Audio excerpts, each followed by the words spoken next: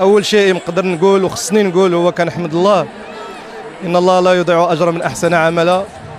هاد الرجال خدموا بواحد القلب.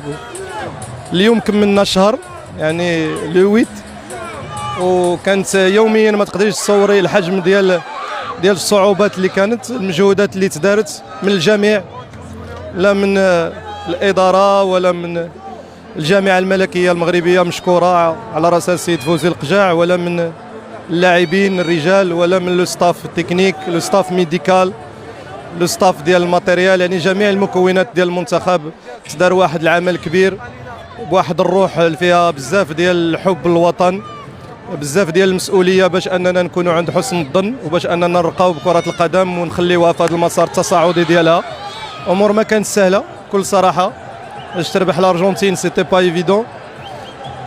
تدارت واحد الكبوه في المقابله ديال الاوكراين، لاني بينا بانه لو سوكسي ماشي فقط الوقت ديال ما كيجيش سهل وما كيكونش فقط فيه غير النجاحات، فلو سوكسي ولو فري سوكسي هو اللي كيكون ودائما تيكون فيه حتى الاوقات ديال لا شك.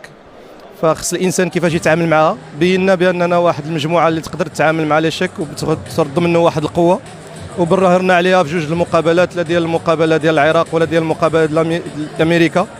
مقابله ديال اسبان يمكن مشات لنا بدي ديتاي، كنظن يمكن كذلك خنوس خلى لنا بلاصتو، كذلك اللاعبين اللي ما كانش امكاننا انهم يجيو ما التحقوش بينا، جعلوها انه المجموعه في العرض ديالها تكون اقل، ولكن خدمنا باللي عندنا، عوضنا باشياء كثيره، وربي يوفق في هذه المقابله كذلك اللي بينا مره واحده اخرى بانه قادرين باش اننا من اي كبوه اننا نوضوا ونرجعوا.